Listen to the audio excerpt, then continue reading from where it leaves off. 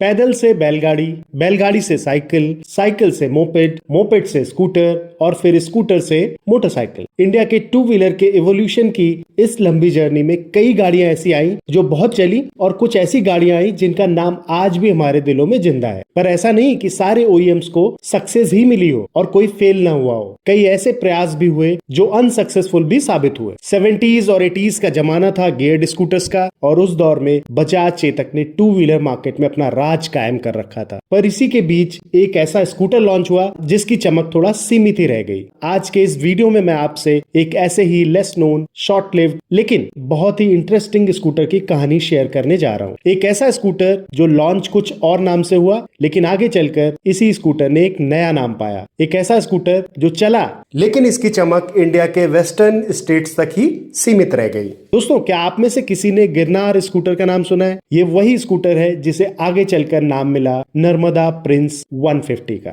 तो चलिए पलटते हैं गिरनार स्कूटर की कहानी के कुछ पुराने पन्ने। ईयर 1978 वो साल जब जीएसआईसी यानी Gujarat small scale industries corporation ने गुजरात का अपना स्कूटर बनाने का सपना देखा। इस सपने को साकार करने के लिए जीएसआईसी ने एनआईडी के कुछ डिजाइनर्स के साथ मिलकर काम करना स्टार्ट कर दिया। इसी ईयर एनआईडी के डिजाइनर्स ने जीएसआईसी के सपने का पहला प्रोटोटाइप तैयार किया और इसका नाम रखा गया गिरनार, जो जूनागढ़ के फेमस गिरनार पर्वत से इंस्पायर्ड था। एक प्राचीन और पवित्र पर्वत जिसे इंडिया के एंशिएंट माउंटेन्स में गिना जाता है। प्रोटोटाइप तैयार होने के बाद जीएसआईसी ने इसे गिरनार लियो 150 के नाम से लॉन्च किया। इसका इनिशियल मॉडल काफी प्रिमिटिव दिखता था। इसके बाद ट्रेपेजॉइडल हेडलैम्प और राउंड हेडलैम्प के साथ इसके दो और मॉडल्स लॉन्च हुए। ये मॉडल्स बजाज स्कूटर से काफी मिलते जुलते थे। ईयर 1978 से लेकर ईयर 1986 के बीच इस स्कूटर में कई छोटे बड़े चेंजेस होते रहे। फिर इसके बाद आया वो साल जब इस स्कूटर को न्यू आइडेंटिटी मिली। ईयर 1986 गुजरात गवर्नमेंट ने Gujarat Narmada valley fertilizers cooperation limited GNFC के साथ हाथ मिलाया और आपस के सहयोग से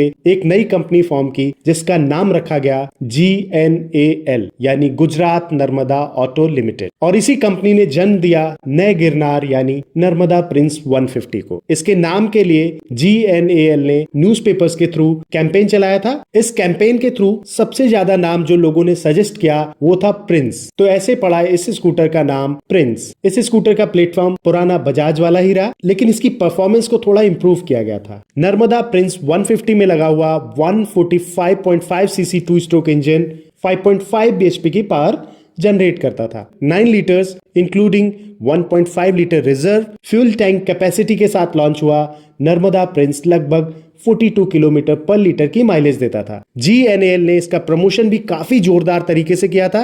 एक एडवर्टीजमेंट पोस्टर में तो नर्मदा प्रिंस को जोंगा गाड़ी को खींचते हुए दिखाया गया था। बहुत ही जबरदस्त कैचलाइन थी, tough so you can depend on it.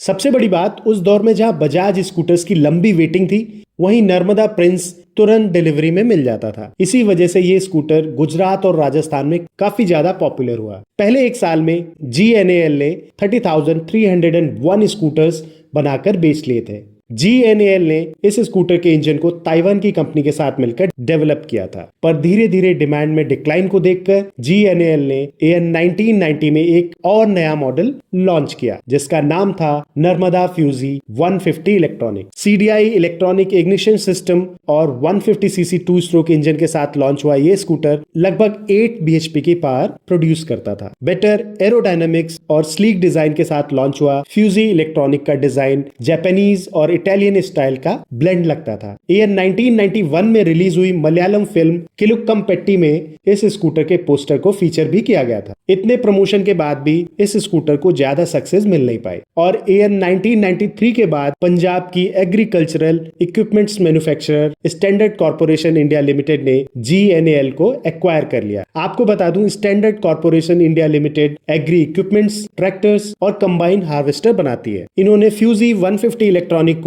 Standard Venus के नाम से रिलॉन्च किया। स्टैंडर्ड वीनस को 2 वेरिएंट्स डीलक्स और एसडीएक्स में रिलीज किया गया था। स्टैंडर्ड वीनस का डिजाइन पीजीओ स्टार 90 से मिलता जुलता था। नर्मदा फ्यूजी इलेक्ट्रॉनिक और स्टैंडर्ड वीनस को देखकर आपको बजाज स्ट्राइड की याद आ सकती है। लेकिन अफसोस, जितनी सफलता नर्मदा प्रिंस 150 ने पाई उतनी सक्सेस बाकी मॉडल गेन नहीं कर सके और स्टैंडर्ड कॉर्पोरेशन इंडिया लिमिटेड ने टू व्हीलर मार्केट से एग्जिट कर लिया। अब ये सारे स्कूटर्स इतिहास के पन्ने बनकर रह गए हैं। दिखते भी नहीं है, बहुत ही रेयर है ये। प्रिंस तो आपको तब भी दिख जाएगा, पर फ्यूजी और वीनस बहुत ही रेयर है दिखना। आशा करता हूँ आपको ये जानकारी पसंद आई होगी। ऐसे ही इंटरेस्टिंग वीडियोस को देखने के लिए आप हमारे चैनल को सब्सक्राइब कर लें। वीडियो को पूरा देखने के लिए आपका बहुत बहुत धन्यवाद।